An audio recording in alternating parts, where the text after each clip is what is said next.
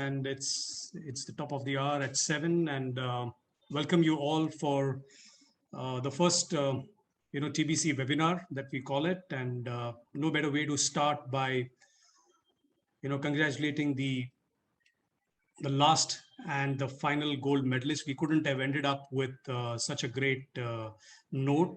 So congrats to Neeraj for having won the first athletics gold for India. And it's happening in a city in Japan, the capital, Tokyo, and that also coincidentally happens to be the inspiration for the name of our coaching company called the Bento Coach, where our philosophy is coaching to be made convenient. And the entire concept of Bento Coach is all about it being a convenience box way back in Japan, where people started to look at eating habits in a very convenient manner, and that's got extended to what we believe as a team to really provide to the clients and the companies and the leaders across geographies and across industries world over.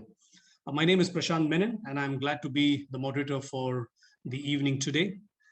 Let me introduce you the team of the Bento Coach. It's a team that comes in with 80 years of collective corporate experience, spanning 8 industries with more than 20,000 plus coaching hours. Anjani Gandhi, who's the founder and an executive leadership and a Lego play coach, is an HR generalist, very passionate about people, processes, organizations in terms of building them from start or transforming them across her past career. Vimal Katiyar is the co-founder, is a leadership development coach, and is a chemical engineer by background, is an MTech from the IIT Kanpur, and has got a very, very robust experience as the director of manufacturing and engineering, last with Perfetti. His earlier companies have been with PepsiCo and with ICA. Myself, Prashant, I have been in the pharma industry for more than 2.5 decades, and I come in with more of the business side of the background and experience. And together, we have actually formed the Bento Coach. We believe that coaching works as a team. At the Bento Coach, our idea is to nudge bite-sized conversations and concepts, try and bring a lot of meaningful and deep insights for the client and for the leaders. And through these insights, the job is to curate bespoke programs that can actually have an impact on his leadership journey or an organization's journey. The whole goal of learning is now being very continuous. And we also believe that coaching, when being on a long-term basis, gives you a lot more long-term rewards and a larger impact for the individual and for the organization that the person belongs to. We are quite excited to start our web series. Like you have a choice of attending so many web series over the last number of years and months. Thank you so much for taking out time to be a part of this web series as well and encouraging us. The first of our web series is on digital body language. That is going to be taken by our founder, Anjani Gandhi. And let's get a little more details about what Anjani is all about. She's as cherubic and as joyous as this image you see on the screen. She has a coaching accreditations from the GROOM coach. She's an Owl Douglas coach and is also a Lego serious play practitioner. She's a trained recruiter by the DDI, which is a leadership development company, a trained assessor by the SHL, sorry, and is a master trainer. She is recently a Lumina Spark certified professional, and that really helps us add that edge in all our assessment programs for the various leaders and organizations that we are a part of. She's really scheduled for her ICF PCC and her European MCC certifications in the next few weeks. Anjani comes on board with 15,000 plus hours of coaching, and this coaching is actually spread across executive leaders, senior leaders, and middle management. And if you look at the kind of bandwidth that she brings to the table, it's extremely, extremely encouraging for people to really be coached by Anjani. She has more than 20 plus years in the hospitality, retail, financial services, market intelligence, and oil and gas. These have been predominantly the industries that she's worked with as a corporate professional, and that ranges across Asia, Middle East, and Europe. An extensive work experience in operations and support teams at unit levels, regional offices, and the headquarters. She has been the lead HR for 4 mergers and acquisitions, and that actually speaks about the kind of interface that she has with multiple nationalities, complex organizations, and of course, multiple genre of people. She's quite passionate about coaching and about the leadership skills that she brings in the HR function. She has designed 3 proprietary training for the senior management. And she's going to be touching upon a very, very vastly consumed digital body language topic. We all have been facing digital body language, let's say the witness and the jargons for all these months and years. And I guess it's a nice opportunity to really culminate that into one single presentation and see where do we stand and where do we need to move ahead in the future. And she is been in the forefront of these various digital initiatives over the last many months, ever since the pandemic has taken over all of our lives. A few little customary, cooperation points for all of you. Please keep your mics on mute so that it can enable us to have a disturbance-free program. Please type in your questions in the chat box, and we will certainly try to address as many post the presentation that she brings to us. We will start on time as we did, and we will certainly end on time so that we respect each other's time. With this, let me share the stage with Anjani and invite her to come up with her presentation. Thank you everyone for being here today, and thank you Prashant for making me sound amazing. I actually feel like I'm on cloud 9. But before we begin, it's Saturday evening. I hope you have a drink of something with you, whether it's a coffee or whatever. I have water because I've got to talk. But just let's enjoy the evening today. It's all about digitization. It's about virtual connections. It's about being there for each other. And thank you for being there for us. Over the next 35 minutes or so, what I'm going to be doing is exploring various nuances of body language, digital body language, virtual presence, hybrid presence, and how to make ourselves extremely impactful in the day where we are not physically present with each other. One of the firsts for the body language is thumbs up if you hear me, thumbs down if you don't. It's okay if you like something. It's not okay if you don't like something. Just little things like that, for us to know and understand each other. So let's start with the first one. For all those I can see, do you hear me? Just a thumbs up from your end would be great. Do you hear me? Fantastic. Thank you very much. On that note, Tokyo Olympics is the most amazing display of digital world. Not one person, but the whole world was watching it from their homes. How interesting was that? Today, just about an hour ago, or a little bit less than that, we all stood up in our dining rooms listening to the national anthem and saluting the country for its first ever athletics gold medal.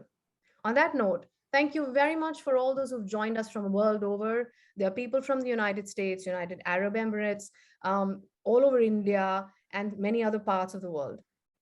So thank you very much for being there. I also see some people from Maldives, some people from Hong Kong. This is overwhelming. Thank you very much. As digital body language progresses, when the word was coined a few decades back, it was more about emails and how do we write to each other? What do we write to each other? It has evolved ever since, obviously, with social media presence and webinars like these and virtual conversations and meetings. A lot has changed. Now we're talking of podcasts and Clubhouse, which is an audio-based conversation. So the digital footprint and our presence on the web and the internet has extremely widened itself. There's a lot more that's happening. Digital body language is about doing and being seen when you're not actually really active. And that's the interesting part about digital body language. Recently, I was in this meeting and we were 10 of us. It was a Zoom call. And here's what happened.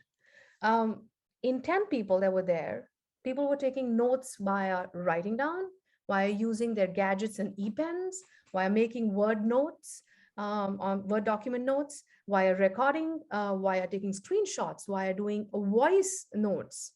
So the way we write and think has changed tremendously. It's no longer the good old notebook on the side of your computer. It's no longer that. It's about being there and using various multiple applications and gadgets to survive and to, multitudinal presence. So what has really changed? And here, if you could spare a few minutes in the chat, and actually just a few seconds in the chat, is right. What has changed for you in the digital world? What is it one big change that has happened for you in the digital communication? Looking at the chats as you type, just a few just a few quick messages from your end. For you in the digital world. Crisper communication, that's true. It has become quite crisp. What else? Anyone else?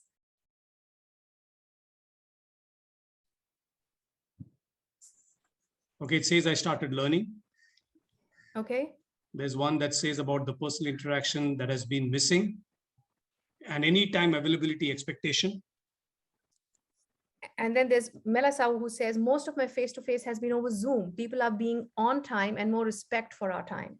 Amazing, right? How we think differently in the digital world now. Here are some digital world gurus. And there's a comment which comes in which says, very difficult to measure the energy in the digital room. That is so true. The digital body language gurus, or people who've written and researched a lot, have a lot to say. Erica Dhawan, who's written a book recently on digital body language, talks about communication per se. Her entire book is about communication and how people are disengaged because people are not there in the physical spaces. Corny Bernstein, of course, talks about being present passively, and all your online activity, and who you are, even when you're sleeping, people are watching and, researching you. And a typical example is, as HR, we actually stalk profiles when we are trying to hire. And if there's any HR person on in the group today, they will know that we actually look at the CVs, we look at LinkedIn, and then we also go onto Facebook and Instagram and where not, to find out what the person is really doing. So the digital footprint has really dramatically increased. So what are we going to be speaking about today? In this session today, we're going to be speaking about digital presence, effective communication, and mental fatigue because of digitization or virtual hybrid world. Before we go there, and we step into all of these, I'm very interested to know from you in the chat box, what is it one message that you have, or not one message, how many confusing messages do you receive on a weekly basis? And when I say how many confusing messages, let me give you a small example. It can be somebody's trying to ask you a question. Have I missed something? Is there something that you need to tell me? Is there a meeting on Monday that I've said I should be joining? That's sort of a tone, but it's come in a message. It's a tone, but it's come in a message. And I'll say it again. It's a tone, but it's come in a message. So tell me, when you hear me say that, these are confusing messages. The person is trying to say something, you're listening to something else. In a week, how many such confusing messages do you receive? Just a number out there. 5, that's a lot. That's a lot. Prashant, are you reading any messages? Yeah, none of us. I guess now they're all sending it to the group. 10. There's someone saying 10. That's a lot. Jugal says 2. 2. That's 2, 3, 10, 4, 5. And that's like a lot of numbers. That means that as many times in the week, we're actually scratching our heads, trying to figure out what was the person really trying to say. And here's where the entire culmination of digital body language happens. What was the person really trying to say? In today's session, as we explore these 3 points, let's look at what's really happening in the post-pandemic world. The Great Resignation, which is a word that's been coined recently, and look at the numbers of people leaving, right? The flexible workspaces. LinkedIn has been one of the first to announce work from home for life as long as you're with them. It's great, but it's not at the same time. Digital exhaustion, which we're going to be touching upon shortly, is another one where Can you look at the numbers? 470 minutes or 7 hours and 50 minutes is an average time spent with digital media. And this is, in 2020. Imagine this is going to be, and how this is going to go forward. In another study by MindGym, 45% people believe that they are more productive at home, while 67% people believe that they want physical collaboration. And these are two different studies, but the numbers are interesting and confusing at the same time. Digital body language communication, when gone grossly wrong, can actually create cynicism, reduce openness to change, have low organizational trust, and low job satisfaction. Employees are claiming that flexibility defining hybrid work as best alternative in the post-pandemic workplace. But how is it going to work? How are we going to engage people who are physically present with people who are virtually present in the same room? There was a time when we would do virtual conferences with 6 people in the room and 1 person on the other end. But now we're saying people are joining from different parts of the world and there are 3 people in the room or 4 people in the room too. How are we going to ensure that we do not, forget about the person in a virtual meeting? It's not a conference anymore. It's a meeting. It's like probably having a brief or a debrief or sharing ideas. It's very different to when there is a person talking to a bunch of 10 people. Return to workplace. This is a big one in the post-pandemic world, especially if you've had a bereavement in the family. The person who've lost people are still scared to go back to work. There's a very funny video, I'm sure a lot of you have seen it, is revolving around in WhatsApp, which talks about this gentleman still pretending to be in a Zoom call, and he forgets to wear his trousers, and he's doing a pretentious mute button, and he's trying to figure out what's going on, etc. And that's exactly what's happening in people's mind. We are forgetting how we should be operating in workspaces versus in the virtual world. Any thoughts that come to your mind in terms of what has changed for people? So one thing is what has happened in the digital, that people have become crisper, and you've said a lot of those things, but what has changed in the digital world? That one big change that has happened. Any thoughts?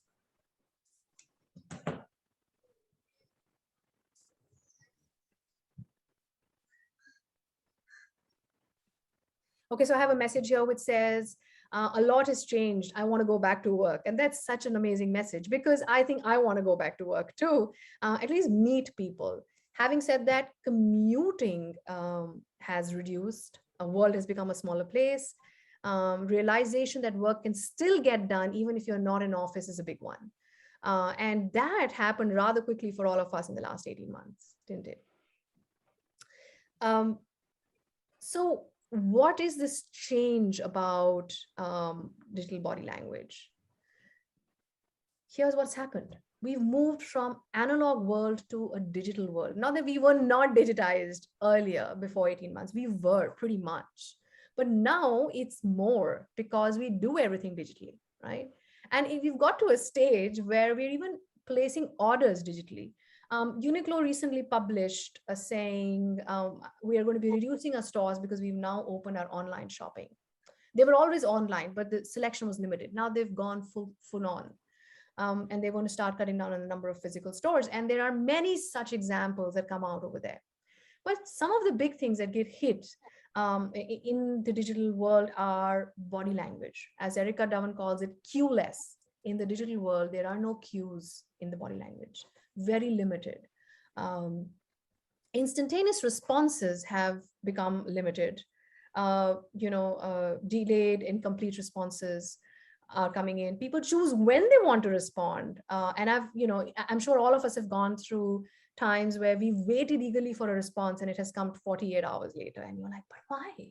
This should have been a quick response. Sometimes we don't want to respond. Sometimes we miss the email. Sometimes it goes in the junk email. And so many such things happen.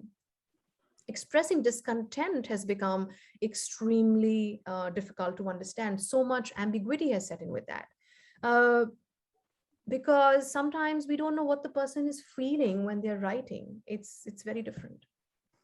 Managing perceptions have changed. Now it's perception based on what my mood is also. Earlier, it was a perception on one-on-one, and I'm looking at the person's body language to try to figure out what's going on. Now it could be just reading the talk. So digital presence, what is this all about? Um, in this world today, communication is all represents digital presence. The analog world is no longer the way it used to be. The digital world is our ambassador out there. It's the one that is telling the world who we are. What does that mean? Evolution of communication has happened. The way we talk to people have happened. At the minute, I'm using 3 devices: my phone as backup, my laptop to talk to you, and my iPad to read my notes. And that's how we operate now. Instead of working with 3 people, I'm working with 3 devices. We use multiple devices at all times. Social media platforms have become the place to share promotions, Neeraj Chopra winning a gold medal, traveling to Portugal, whatever it is.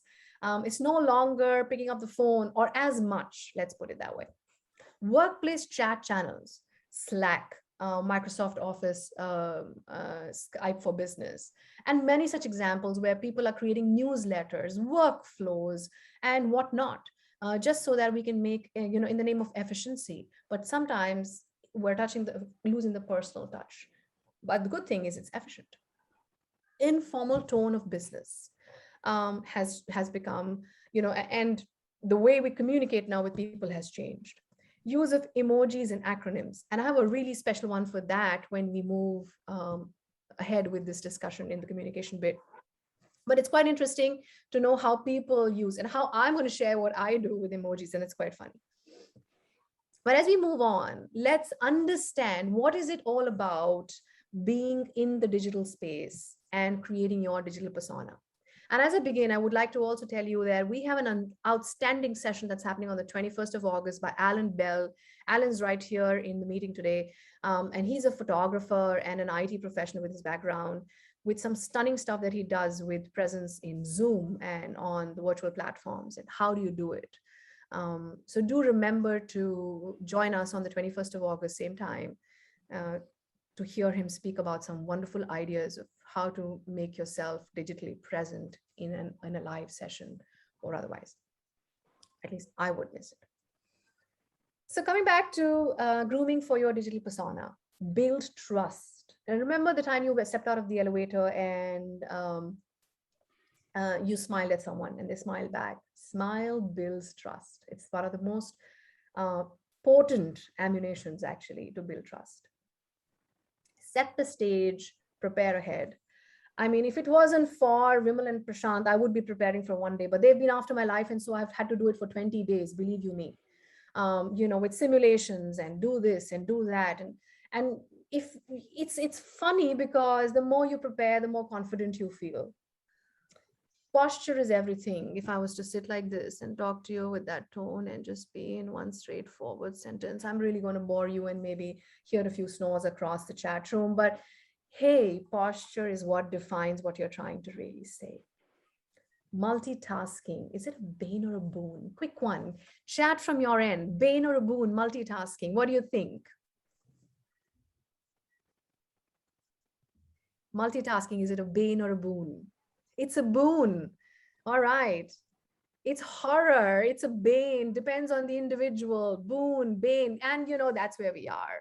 Now, let me just multitask while I'm talking to you and send a quick message to Prashant and just tell him I'm actually looking at my messages, but you know what? I'm still talking to you, but you know what? Give me a second. So it really depends. You're so right. For ladies, it's great, not for men. That's an amazing comment I have here. Difficult to manage consistently and consistency maybe, and then not be present. Absolutely right. Multitasking is something, if it can go anywhere. And it depends where you are and what kind of meeting are you in to be able to manage multitasking. But in coaching, being present is our biggest requirement. The only multitasking we can do while actually coaching is writing. That's the only one that we are allowed, almost allowed, I'd say, by certification standards. And that is one of the things that comes into your mind when you're actually being present. So it's something for you to decide, but often multitasking does not go down well with the participants. You as a host may be able to do it all right, but people on the other end may not be enjoying it.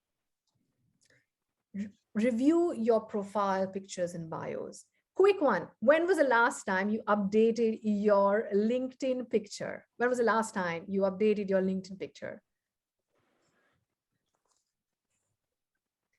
When was the last time you updated your LinkedIn picture? 1 year ago, that's not bad. 9 months ago, that's not bad either. Last year's not bad either. About 3 years ago. And somebody says, when I joined LinkedIn, ha ha ha. That's like, I don't know how many years ago. So you probably look like a 16-year-old teenager trying to say, I am a senior manager in a company. Hey, believe me, I can do wonders. So being, in that area and actually making an impact is an extremely important part of digital persona. Of course, internet is forever, and we touched upon it briefly initially, but for all those of you who travel, you would know that now visa application forms have a column which says fill in your social media link. People want to know what you're exactly doing, and who are you, liking, who you're not liking, what are your interests, everything. Countries are snooping on you. That invasion in privacy has happened. Feel like a celebrity for once. If you like to see what Brad Pitt is doing or what Virat Kohli is doing, you are in the same boat, my friends, because everyone's watching what you're really doing. So again, I'm going to remind you, if you want to know more, 21st August, Alan Bell, some brilliant stuff coming over. Do join us at the same time. On that note, as you prepare for your digital persona and get ready to have that presence in everyone's lives as they want to stalk you, let's move on to understanding what it means to effectively communicate while having a good persona. So just being and looking pretty is not the only thing, but also doing the right thing is an important one, right? Imagine if you walked into a store with a beautifully displayed dress, and then you touch it and it turns out to be a material that you would never wear. It's exactly like that. So being present is one thing, communicating the right thing is another. So let's move on and quickly say, why is it important to be digitally well communicating or hybrid communication? We all know it's efficient.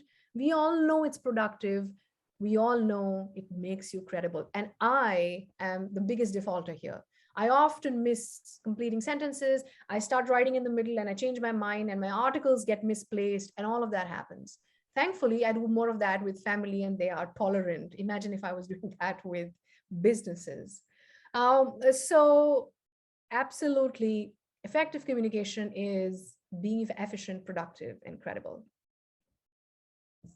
And here's what happens. Typically in a virtual meeting, a lot can go wrong. Well, my 8-year-old, who is the most wonderful 8-year-old anyone can have, decides to have them ask the most important question in the middle of a meeting. And it's urgent because her toothbrush is lost. It's amazing how things can just happen. We've heard horror stories, as you may call it. My mic got switched left on versus, somebody's cooking in the background and there's somebody sleeping and snoring. There's a tantrumy 2-year-old, and so much is happening. But being present and focusing in a virtual meeting can be really hard work. How do you make it effective and impactful? And it starts with starting a good communication persona. So you are digitally present, and now you're focusing on being virtually present as well, while having those hybrid conversations. Put people first. Very recently, I was in a conference, and the moderator was giving a dressing down the moderator was getting a dressing down from the boss because of some error, but it was a technical glitch. People first. Train for technology. Anyone train for technology? What do I mean with this? What do you think in the comments, in the chat? Train for technology. Why do we need to do this?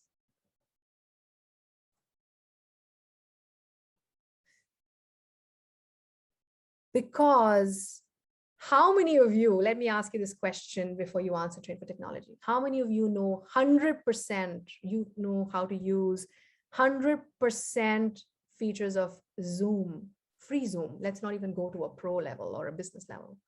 How many of you know how to use 100% features of Zoom? That's the point. To avoid glitches, to have seamless digital platforms. A friend of mine has recently moved from one large organization to another large organization. She herself is a digital person. She's a back-end IT person. But her frustration is that during her onboarding, half the time people forget to switch on their mic, switch off their mic, switch on the camera, switch off the camera, and many such things.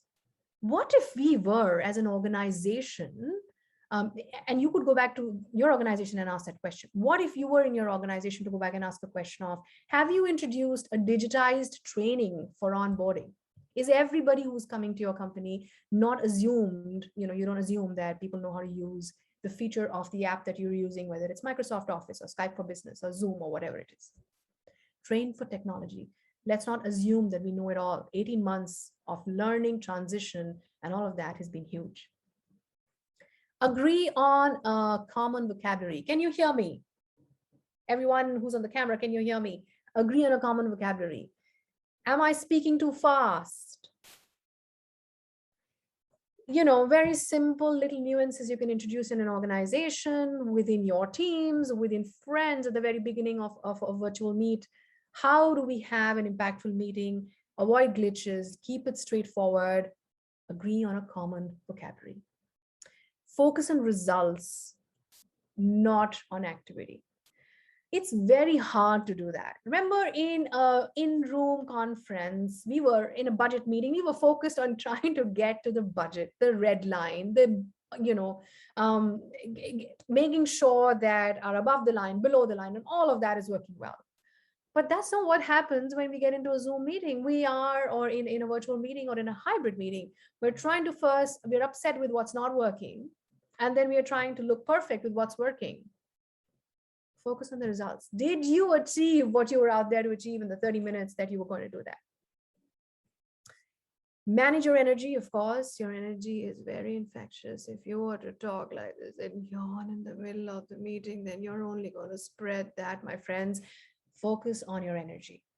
Define success matrix. We know them. Let's define them. And finally, trust your team. Trust builds accountability. Second part of building trust, smile, trust your team. It builds accountability. Believe in them. If they can do something in 3 hours and not in 9 hours, it don't need to be logged in from 9 a.m. to 8 p.m. or whatever your timelines are. Let them be logged in for when they need to deliver. You have your KPIs. You know what you not want to get them to do. Let them deliver when they need to. Hybrid workplaces are a bit like navigation. You've got to navigate. If you don't navigate and give clear directions, it's going to be like mom telling dad, go this way, go this way. And he would step in and say, which way is this way, left or right, while driving. So let's navigate as well as we can. If you are the leader of the meeting, figure out how to navigate. So define success matrix, focus on results, focus on people, train, create a good vocabulary, and trust your team. Very important. On that note, let's also quickly look at what kind of written communication things that work. And here is where I goof up and how. Words count, aim for clarity. Embrace brevity, keep it simple. Keep it simple. There's an acronym that people use, KISS, keep it simple. Silly is the end one, but keep it simple. Rephrase gently if you're not figuring out what needs to be said, right? So if there's a confusion in the question, no harm asking, what is it that you're trying to say? Or what does this mean? Or whatever it is, just ask an open-ended question. Write in your own voice, be honest. Don't, try to play devil's advocate for 500 people. Exactly what you're feeling at that minute, if you write it in the nice manner, tone down your anger if you have any, you will be able to communicate better. And this one is for me, read it out aloud before hitting the send button, because the A's and the S's are too close on the keyboard. And for me, they're constantly interchanging spaces. Give benefit of doubt. Please do. Everyone is going through a similar challenge as you and I are. There's an internet issue, there's an electricity pole that has fallen, something else has happened somewhere in the world, there's a flood, there's a typhoon, there's God knows what's happening. Please give benefit of doubt. Can't hear. Suddenly I'm hearing someone say can't hear. Can you hear now? Can everyone hear me? Yeah, it's good. It's good. Okay, great. All right. The next one that's coming in is pay attention to tiny details. If you see this picture by Erica Dhawan, it talks about show with an exclamation mark, show with a full stop, show with too many of them. Punctuation has almost lost its presence in today's communication. And you'll be surprised, I was reading an article recently where the hostel warden in England was actually terminated from their job because they were using too many question marks. Is too many question marks too many? 1, 2, 3. How many question marks? Go find out, figure it out. Question marks are not something that you should be using unless you really want to ask a specific question. Capital, bolds, italics is what you should be using. And here's my favorite one, emoji. What do you think in the chat box? What do you think this emoji means? The monkey with the eyes closed. What do you think it means? Everyone, what does this emoji mean to you when you are actually planning to use it, or if you do? Oops, oh my God, see no evil. Okay, what else? Embarrassed. Well, that's what I use it for. I use it for embarrassment, shy, confusion. But you know what it means? It means willful ignorance. Can you imagine that? So every time I'm sending this emoji, and I use it probably 20 times a day, I'm actually telling everyone I'm willfully ignoring what you said. That is insane, right? So know your emojis before using them, or ensure that the other person understands exactly what you're trying to say. And on that note, as we are moving closer to the third part of our session today, which is mental well-being, digital presence combined with effective communication can really thin down mental fatigue in the virtual world. How does it happen? What happens? Is Zoom fatigue really happening? Is this really a word that is being used? Yes, it is. It is. Zoom fatigue is actually a word coined and is all over the internet if you really search it. People are exhausted. And the same friend of mine who just changed jobs is overseeing Aspect with her head office in US, lives in India. She works from 7 a.m. to 11 p.m. every single day. That's one part of Zoom fatigue. What are the other parts of Zoom fatigue? What happens?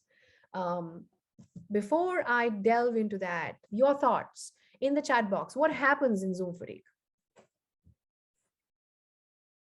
Emojis may sometimes cause embarrassment. That's absolutely right. What happens in Zoom fatigue? Signs of Zoom fatigue when you're fatigued, apart from your eyes getting tired.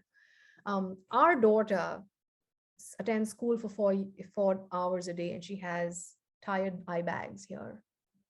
People switch off the camera, absolutely. Loss of focus, back pain. You stop connecting and you miss things. Your attention goes away.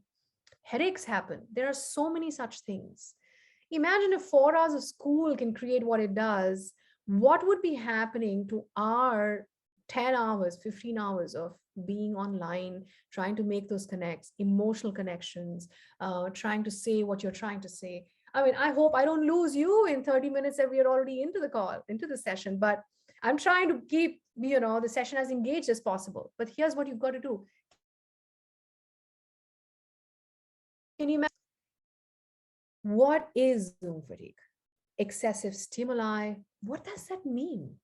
Long hours of sitting, screen light, social brain, external distractions. My camera, my pose, the speaker, his background, her books in the background. Oh, that plant is beautiful. I love that fan in the background. Fantastic. WhatsApp message just popped in. Let me quickly reply. Oh, the email shot. What am I doing to myself? Versus in a room, in an office, talking to one person. Am I doing all of this? No, I am not. So our brains are tired. What happened to the ergonomics that we used to talk about just about a year and a half back? Keep the right mouse pad, sit properly, put your feet on the ground, and all of that. What happened to it? It suddenly is not even being spoken about as soon as the hybrid digital world came into play. One of the most irritating parts about excessive stimuli can be background noise. What if suddenly our dog decides to call out on someone? What am I going to do? I can't control it, right? So how can you minimize excessive stimuli? How can you ensure you don't sit for long hours? How can you understand that screen light is dehydrating? It's very, very dehydrating. Social brain. What is social brain to you? What do you understand by social brain? What do I mean when I say social brain? In the chat box from your end. Social brain. It depends on the workload, okay? I've started to limit maximum 3 Zoom calls a day. That's great, Melissa. That's fantastic. What is social brain?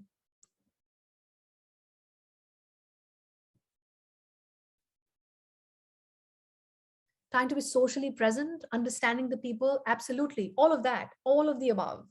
How do we do that in a virtual world? It's very difficult. And here's how we're going to do it. Some tips and tricks that, and a small interesting thing that Bent the Coach has come up with. Let's look at it.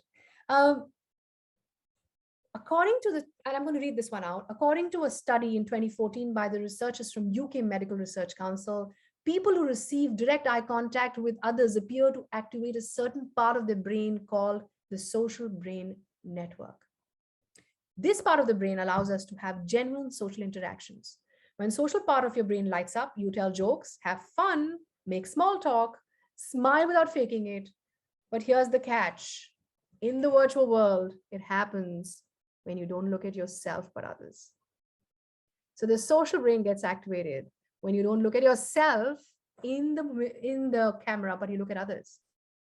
That's how it works. What does it mean? So the bent way is to spruce up your conversations, to get away from mental fatigue in the social world, in the virtual world, my bad. What does it mean? It means make small talk. It's all right. It's all right to have fun. It's all right to say that I'm saving money for beer. It's all right. It's a piggy bank. It's fine. It's all right to say that, sorry, my dog is barking, or, oh my God, something happened, or, oh, there's a fly in the room, whatever, I don't know, just anything. It's all right to have that small talk. It's very important, rather. Don't just get to the point straight away. That's another way of connecting with people. Use the phone. Phone is 1,000 times better. Interactive brain never stops working, says Apurva. That is true. It doesn't always stop working. How do we channelize it? And we spruce it up by not, increasing our stimuli. And there are ways of doing it. One of them is to pick up the phone. Just pick up the phone. There are a lot of conversations that can happen on the phone. They don't need a Zoom or a Skype or a Google Talk or whatever it is. Reduce the stimuli, I spoke about it. To combat medical fatigue, encourage people to use plainer backgrounds, simpler backgrounds, so that I'm not busy looking at Zinger's fan at the background, or someone else is something else. I mean, it's attracting me, right? It's beautiful. It's really nice. I want to do it, or something like that. So how do I do it? Keep the background simple and plain. Of course, use the mute button. We've spoken about that. Encourage the attendees to switch to speaker view so they don't look at themselves and saying, oh, my hair is fine. It's fine. Don't look at yourself for some time. You look pretty all the time. Look at the webcam. And I've tried to do that throughout the session today. Look at the webcam and nowhere else while you're talking. It reduces the stimuli. Use the 36 rule. What does it mean? It means use, for every 30 minutes, do 6 of something, 6 seconds of looking away, 6 minutes of making a coffee, 6 stretches with your arms and legs, 6 minutes of shouting at your dog, or whatever you're trying to do, but do something for 6. Use the 36 rule. It's fantastic and it works and it's easy to do. the ophthalmologist, and Prashant reminded me beautifully, ophthalmologists say 20, 20, 20, do 20 minutes of calls, 20 minutes of something, 20 minutes of, rotating your eyes, 20 minutes of taking a break. And Sunita says, my 14-year-old daughter is agreeing with you, enjoying the session. Thank you, Sunita. That's fantastic. 36 rules. Why is the school also saying not class more than 30 minutes or 35 minutes? For the simple reason that virtual fatigue can get elongated for the longer time that you sit in front of the camera trying to make conversation with a gadget. Remember, there are people on the other side. Company culture. This brings me to the next point, which is company culture. Create a company culture of trust. Create a company culture of accountability. No need for being online, logged in for 12 hours. That's not how we judge how effectively people work. People work effectively by using great deliverables. If your deliverables are defined, if you know what you're exactly looking for, if you have those goals in place, you do not really need to monitor the number of hours people have spent being online. That's gone now. It's not required anymore. With most of us working virtually, imagine, how is LinkedIn ever going to keep a track of how people are working? How? And finally, expectations. Manage your expectations and everybody else's. And we've spoken about it in the past, in the last few minutes, where we've spoken about understanding how to set success matrix. What are you writing? The clarity, the concise, crisp communication, and so on. Usually board meetings keep going on for hours. They do. Even in person, they do, because why just in just in virtual? But that's where maybe you could suggest that we build in the 36 rule, and we build in some small talk every now and then. Do it almost like you're orchestrating it. And then, people will hear you say, but every 30 minutes you're breaking concentration. Well, you're concentrating better after you doing the 36 rule. Actually, after you bring that in, you concentrate better and faster. And that sort of brings us to the end of today's chat, or my single oration almost. And as a recap, digital presence or digital body language per se is being digitally present. And Alan, 21st of August, is going to take us through more of that. Being sure that you make crisp, concise, clear conversation, tiny details, punctuations, and make sure that you spruce up your conversations by keeping it simple. And on that note, if we create good presence, have clarity, and avoid mental fatigue, we're bound to conquer this entire change and transition that we are all going through, and not have any distrust, and have clear accountability, and create a wonderful hybrid world. Thank you very much.